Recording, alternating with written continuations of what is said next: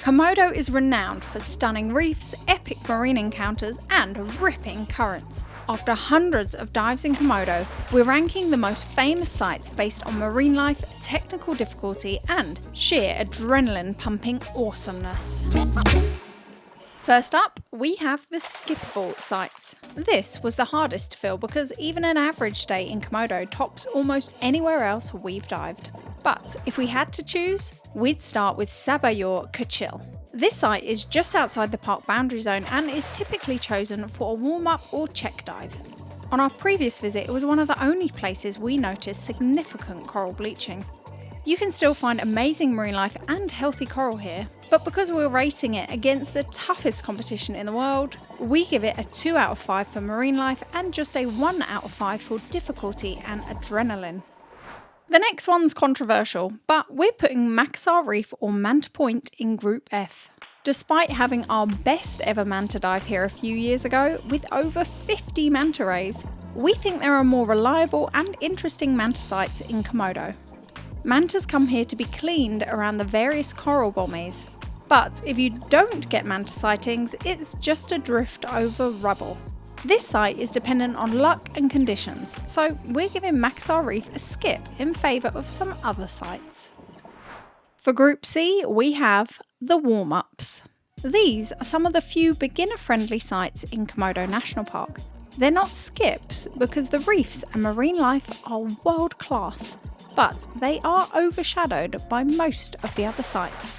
First up, Siaba Besar is an essential staple for every Komodo trip. It's also nicknamed Turtle City for obvious reasons. We were delighted to discover that the hard corals are still looking amazing 8 years after our first visit. We give it a 4 for marine life due to healthy hard coral reefs, guaranteed turtles and biodiversity, but just a 1 for both difficulty and adrenaline. China Shop is a site that's often overlooked, as it sits amongst the most adrenaline-pumping sites of the north. It can be dived as a standalone site, but is often done as a combined dive with the more advanced Cauldron. This gentle sloping reef is covered in a stunning coral garden.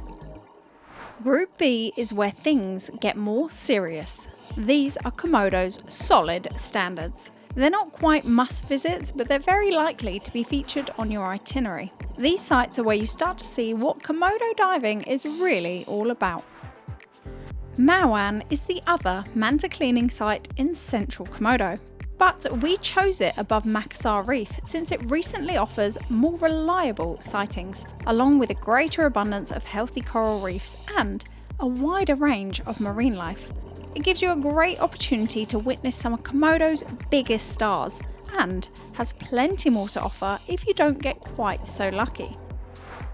Tatawa Besar is a firm favourite for many. It's one of the most beautiful sloping reefs in Komodo, and we were so pleased to see the reef still thriving on our most recent visit.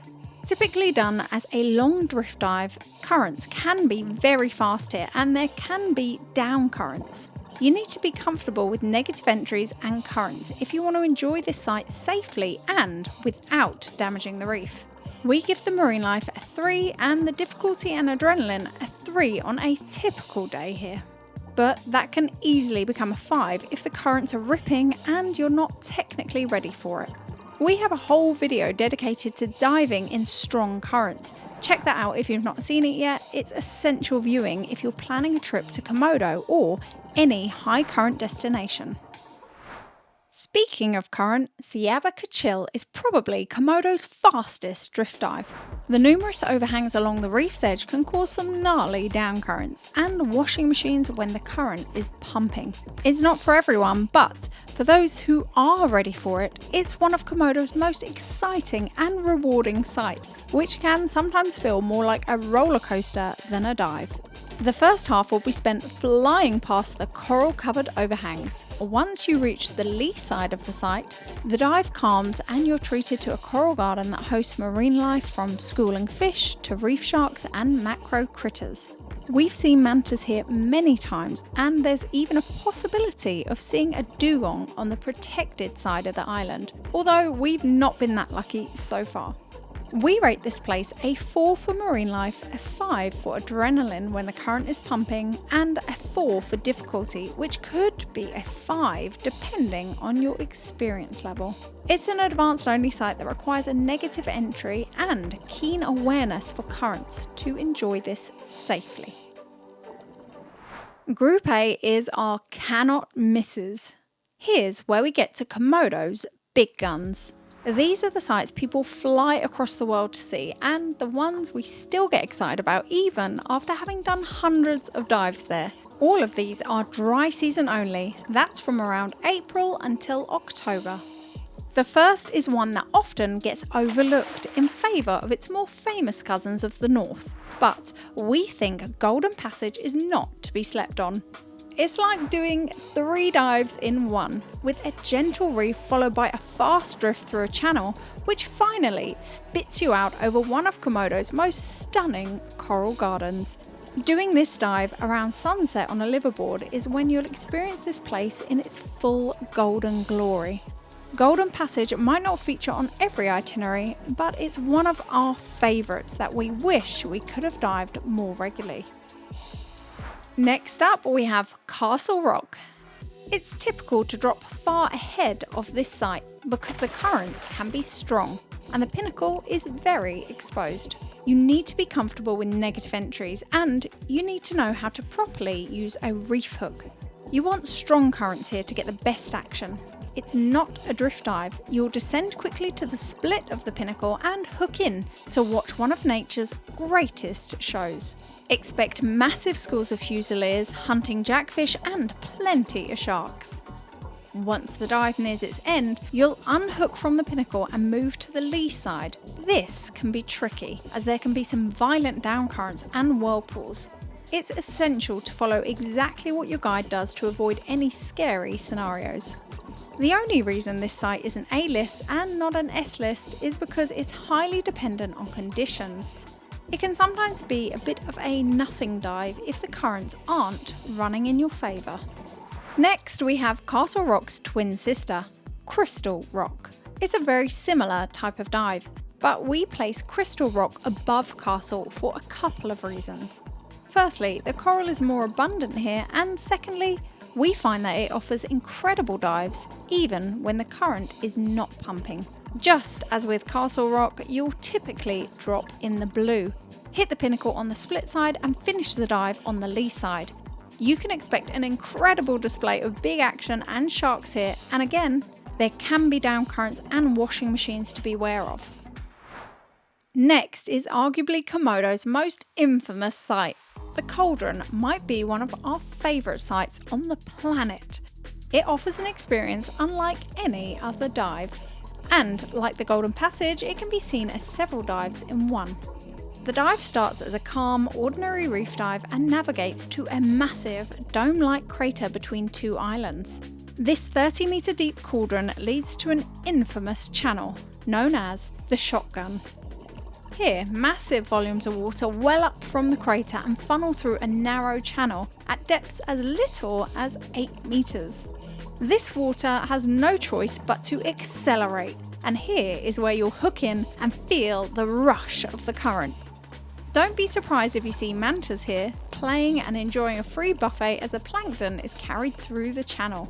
Exiting the Shotgun, you'll be taken to the China Shop, where currents dissipate and you can enjoy a final relaxing section before finishing the dive and wanting to do it all over again.